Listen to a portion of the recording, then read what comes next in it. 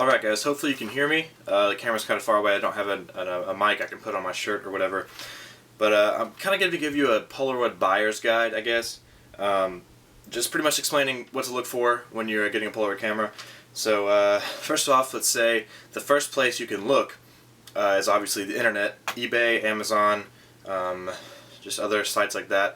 I think even if you're a super hipster, I think Etsy has some Polaroids.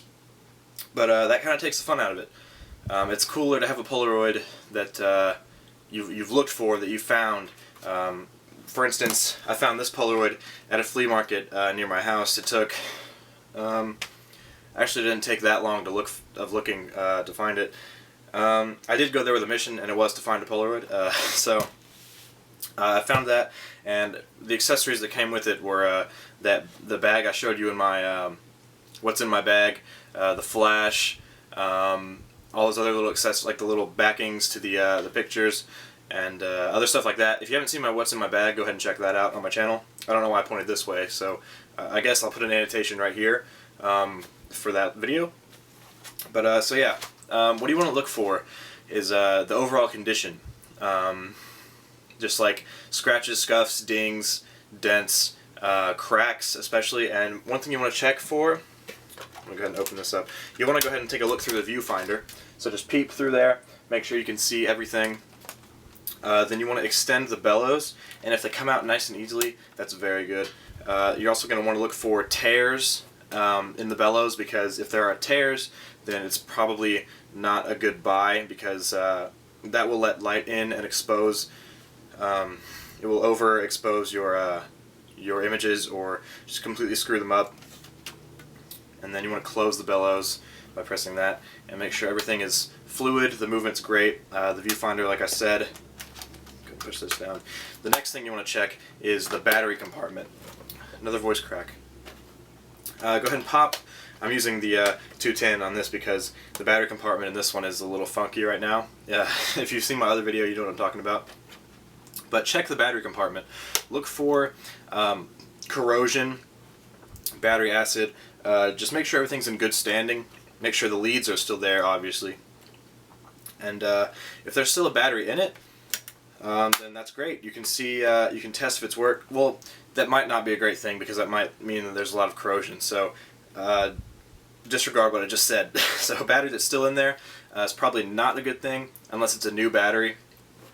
If there's been a battery sitting in there for about 50 years, then there's probably going to be some corrosion, and probably the camera might not work. So next thing you want to check is the rollers. I'm going to bring out the 210 again, just because I have film loaded in the 101.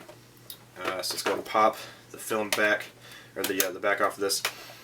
Check the rollers, and how you're going to do that is there's a red tab right here. You're just going to pull up on that red tab, then slide the rollers out.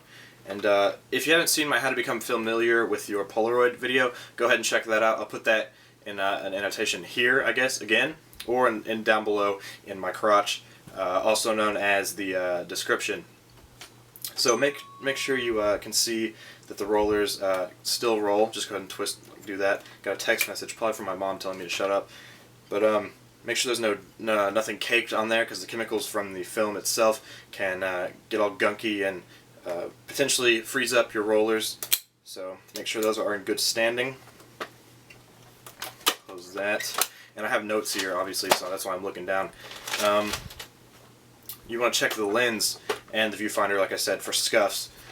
Make sure there's nothing on there, no cracks or anything. And also, you can pop the back open again.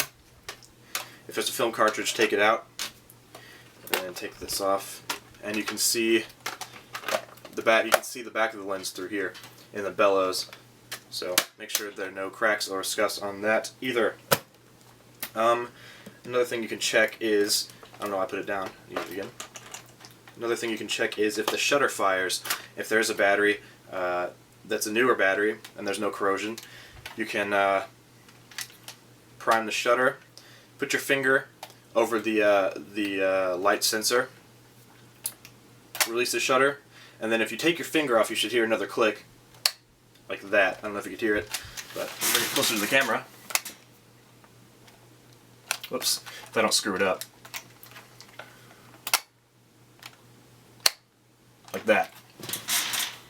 So that means your shutter is firing and all is well, and the not the logic board, I'm thinking of my Mac, the lens board or whatever this is called is in good standing.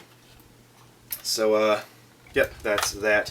The next thing you want to look for is just accessories. Like, you want to look for the price, obviously.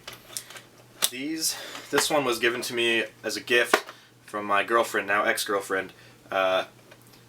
Yeah, but this was one of the best gifts I've ever received, honestly, because it puts a new perspective on photography for you, and it makes it more fun, honestly, because taking a picture with a Polaroid camera, ripping it out, letting it develop, then seeing what you have right there almost instantly is a great feeling, and it's really cool to have just as a new challenge, I guess, in this world of digital photography.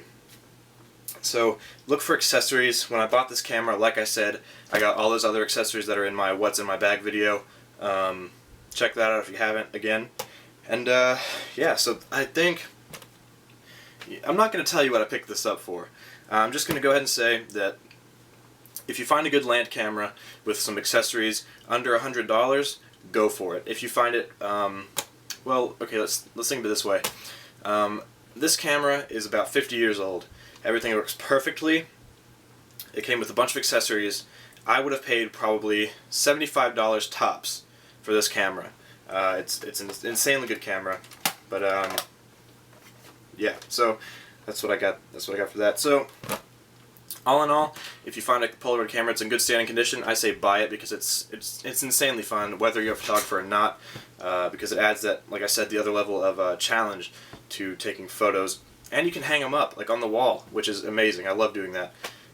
You treasure them a lot more than having a little digital image on a screen, I think. But yep, that's your buyer's guide to Polaroid land cameras.